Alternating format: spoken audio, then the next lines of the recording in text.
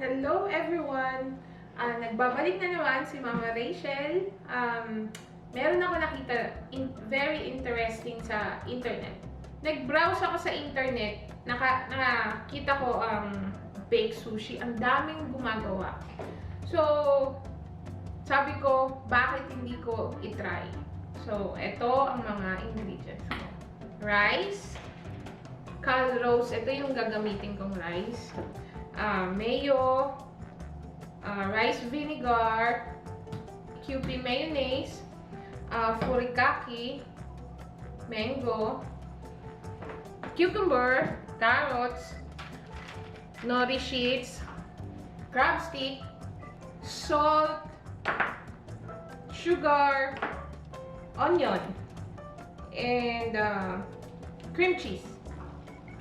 So, ito lahat ang gagamitin natin. So, let's try to cook baked sushi. Ito na yung sinain ko na bigas. Ito na yung kanin natin ngayon. 3 cups of rice and 3 cups of water. Ilalagay ko na siya sa bowl para ilagay na yung mga ingredients. So, ito na yung rice. Titimplahan na natin siya.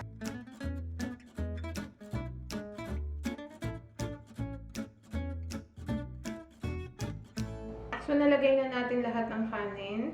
Lalagay natin yung 4 tablespoons ng vinegar.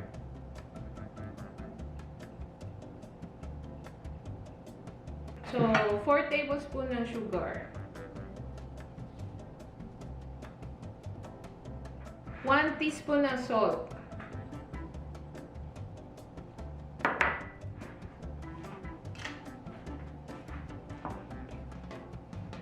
Halo-halo lang. Haluin yung mabuti. Yan, nahalo na natin. So, i-set aside muna natin siya. Ang next step, gagawa na tayo ng filling. Oh, wait. Kukuha tayo ng pambalat. Dali yan.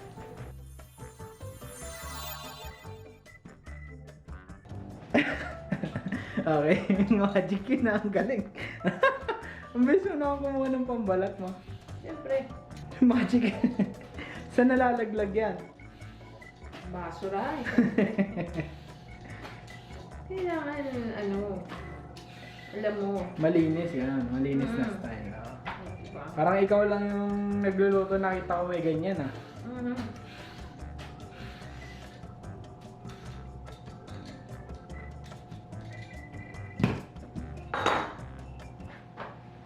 So, Yung mangga, hindi mo na ano.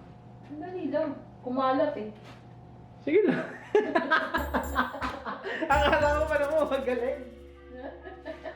Kumalat. Hindi ko masyado nais eh. Bilib na bilib ko man din ako. Akala ko.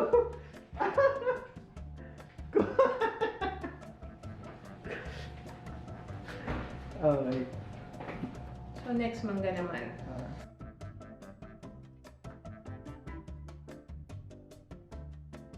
Tapos ko na siya balatan, kukuha lang ako ng kutsilyo. Ay, ang bilis na nakakunin yung kutsilyo. Siyempre. Ganun na yun? Yes. Galing mo naman.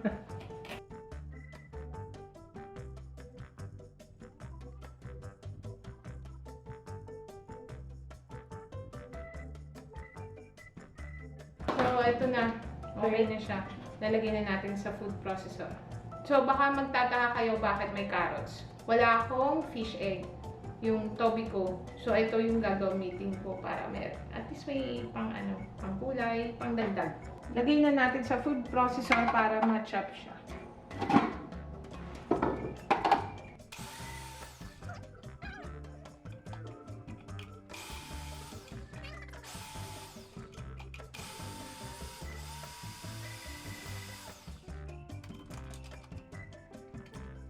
So, iti-transfer lang natin ang carrots sa plato.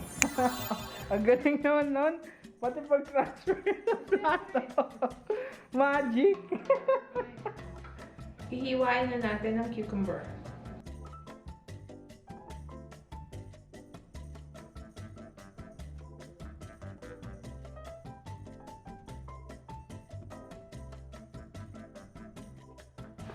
So, hihiwain na natin ang mangga.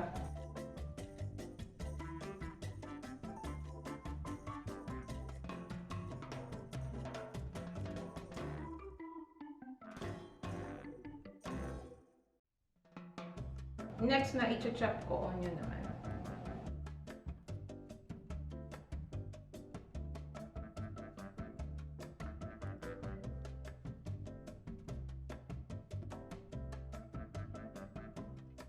So, hihimayin natin yung crab stick.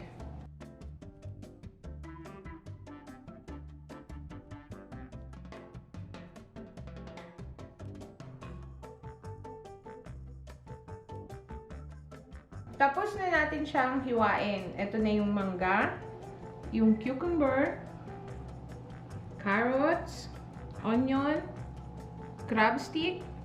Lalagay na natin yung mayo, 3/4 cups of mayo. And then cream cheese. Isang buong cream cheese.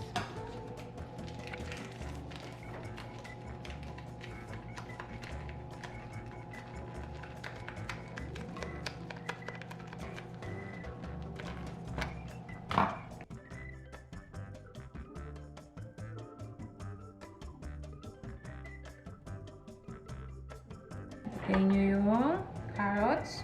Magtira kayo ng konti. Lagay nyo yung cucumber. Magtira din kayong konti. Para sa toppings. Lagay nyo yung mangga nyo. Magtira din kayo konti. So, lalagay nyo na yung crab stick nyo. Nakalimutan ko nga pala sabihin sa inyo. Wala akong wasabi. So, ilalagay ko yung sriracha. Konti lang lalagay ko kasi hindi rin ako masyado sa maanghang eh. Kaso si Kyle gusto niya maanghang. Konti lang. Next step natin, ilalagay na natin siya sa pan. Bago natin siya ilagay sa pan, magpipreheat muna ako ng oven. Ilalagay ko siya sa broil. Kasi mga 5 to 10 minutes lang naman ang ano nito. Sandali lang to eh. So, let's do it.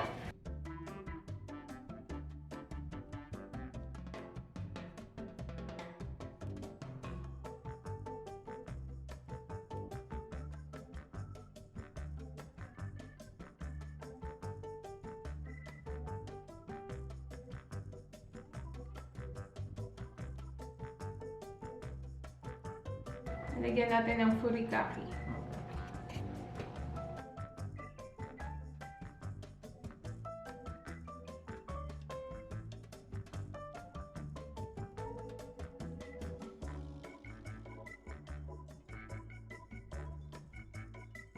Lalagyan na natin yung filling.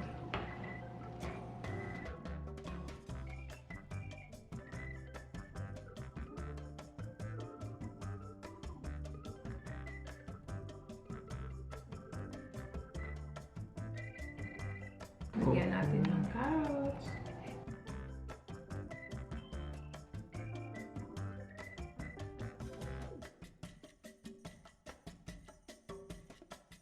Lagyan natin ng cucumber.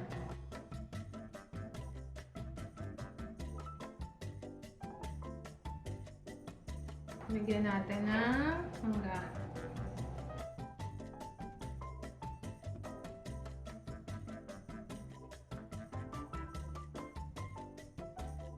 Lalagyan mo rin siya ulit ng furikake.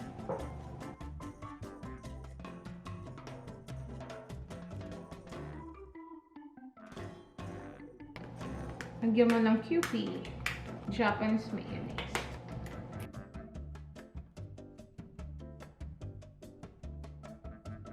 Ilalagay na natin siya sa oven ngayon.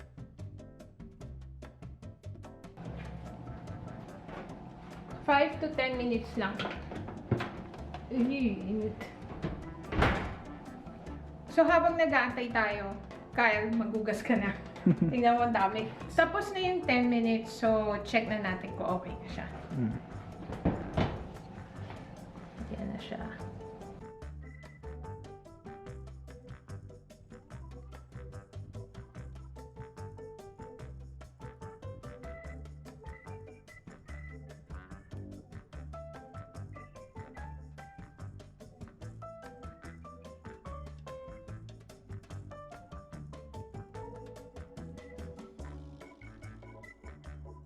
Titikman na natin siya ngayon.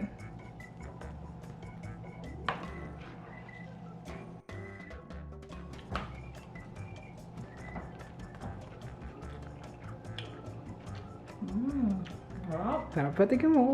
Gawan mo ako.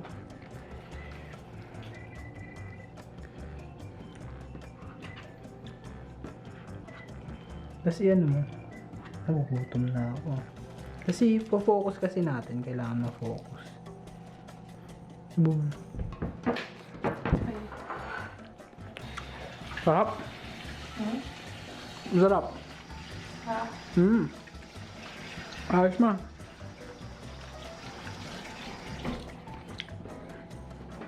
Pengen pa nga. Subukan mo ako ulit. Gusto pa malas na. Sarap ka.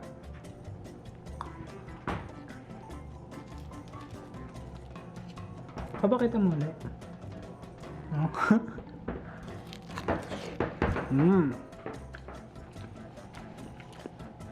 Ayos, masarap ma. So, magkikita-kita tayo ulit sa panibagong vlog. Thank you sa mga nag-subscribe, nag-like, and nag-share. Thank you so much. Bye!